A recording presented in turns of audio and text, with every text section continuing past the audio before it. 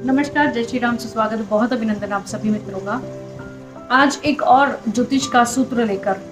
आप सभी के सम्मुख ऐसा एक प्रश्न, एक ऐसा सूत्र जिसको हम सभी लोग बहुत समय से जानना चाहते हैं। बहुत बार, कई बार मन में ये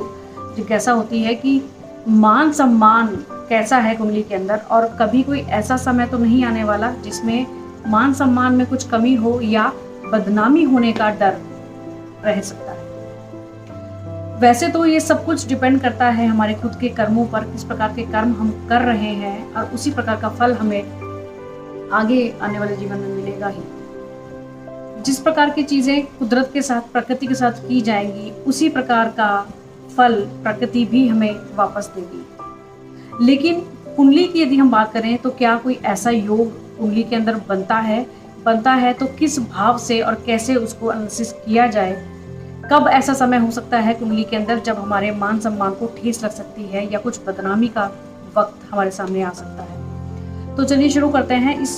सूत्र को समझने का प्रयास कि कैसे इस चीज को कुंडली में देखा जाए।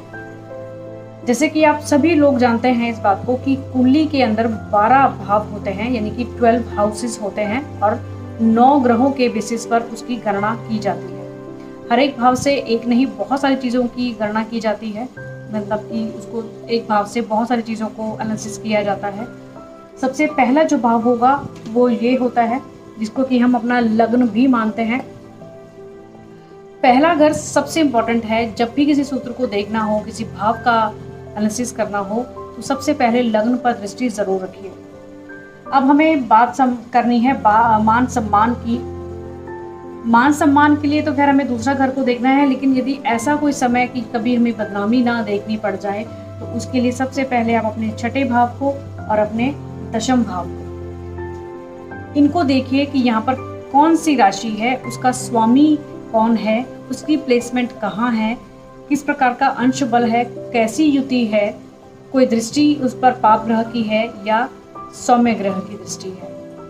इन सभी चीज़ों का जो एनालिसिस करके जो निचोड़, जो निष्कर्ष निकलेगा, उसके हिसाब से आप बात करेंगे कि कब ऐसा समय हो सकता है या नहीं हो सकता। छठा घर और ये दशम भाव, जिससे हम अपने नौकरी का भी विचार करते हैं, जिसको कर्म क्षेत्र भी कहा जाता है, इससे पिता के बारे में भी विचार किया जाता है। लेकिन यहाँ पर जो हम विषय लेकर आए हैं उसमें बात करनी है हमें कि प्रतिष्ठा पर कभी कोई दिक्कत तो नहीं आएगी। तो छठे भाव को देखिए और दशम भाव को देखिए। दशम भाव का स्वामी अगर आपके अष्टम भाव में आकर बैठ जाए, दशम भाव का स्वामी यदि आपके अष्टम भाव में आकर बैठ जाए, तो ये आपको कभी ना कभी अपनी महादशा या अंतरदशा में बदनामी का सामना करा सकता है। दशम भाव का स्वामी यदि अष्टम भाव में आकर बैठ जाए। साथ ही साथ में हम ये बात देखेंगे कि जो दूसरे, ये जो छठा भाव है, जिससे हमें रोग, रिपु, ऋण का भी विचार हम करते हैं, इसका जो स्वामी बना, जो भी राशि यहाँ बनेगी, उसके लॉर्ड को देखना है, उसका स्वामी जो है उसको देखना है कि छठे हाउस का स्वामी षष्ठेश जो है, यदि वो चतुर्थ भाव में, जो कि सुख का भाव भी कहलाता है, चतुर्थ भाव में बैठ जाए या अष्टम भाव में बैठ जाए, तो भी ये अपनी महादशा या अंतरदशा में इस प्रकार के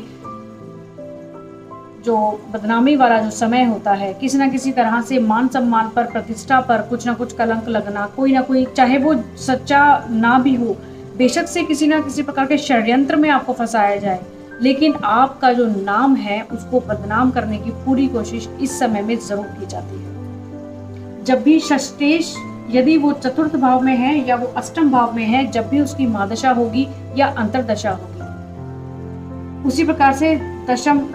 दशमेश यदि अष्टम भाव में है, जब उसकी महादशा होगी और अंतरदशा होगी, तब इस प्रकार के कुछ ना कुछ कर्म आपके सामने आ सकते हैं। इससे बचाव के लिए क्या करना चाहिए, क्योंकि ऐसी स्थितियां यदि बनती हों, जो हमने यहाँ पर विचार किया है इन 4 भावों का, जब भी यदि इस ग्रहों की महादशा या अंतरदशा आ जाए, तो हमें करना क्या है, एक रेमेडी के तौर पर, एक बचाव के तौर पर। यानी कि जो कर्म किए हुए हैं उसको भोगना तो हमें ज़रूर पड़ेगा, लेकिन जो उसकी इंटेंसिटी है, जो जितना ज़्यादा प्रभाव है, उसको कुछ कम ज़रूर किया जा सकता है रेमेडीज करके। ऐसे में देखना ये होगा, सबसे पहले आप अपने गुरुदेव बृहस्पति की जो प्लेसमेंट है उसको देख लें। यदि कुंडली के अंदर गुरु भी आपके पीड़ित हो गए तो इन चीज़ों को आपको ज़्यादा तीव्रता से देखना पड़ेगा। यदि आपके गुरुदेव सकारात्मक प्रभाव देने वाले हैं, यानी कि अच्छे भाव के स्वामी होकर अच्छे ही भाव में है, किसी पाप दृष्टि से युक्त नहीं है, किसी पाप युति में नहीं है, अंश बल भी उनका ठीक है, तो ये आपको काफ़ी हद तक बचाकर ले जाने वाली स्थिति होगी। अगर नहीं तो गुरुदेव बृहस्पति को स्ट्रांग बनाने की रेमेडीज आपको कर लेनी चाहिए, जैसे कि विष्णु सहस्त्र नाम का जो पाठ है ऐसी सिचुएशन के अंदर सबसे महत्वपूर्ण रहेगा। और साथ ही साथ में दूसरी रेमेडी के तौर पर जो भी पाप ग्रह हो, शनि, राहु, केतु, यदि ये इन त्रिक भावों में हो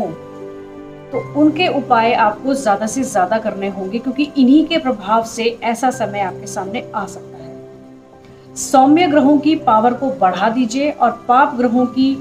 पावर को हम कम तो नहीं कर सकते, लेकिन उनके किसी न किसी दान को या उनके बीज मंत्रों का जाप करके या किसी भी वैदिक मंत्र का जाप करके उनकी शांति हम अपने तौर पर जरूर कर सकते हैं।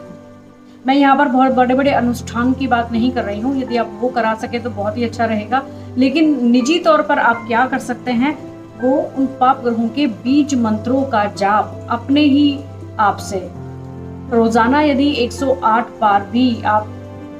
पाप ग्रहों की जो गणना यहाँ पर हमने की है, यदि त्रिक भावों में पाप ग्रह हो और उनकी महादशा और अंतर्दशा शुरू हो जाए तो उससे पहले ही आप उनके बीज मंत्रों का या वैदिक मंत्रों का जाप करना शुरू कर दे सकते हैं।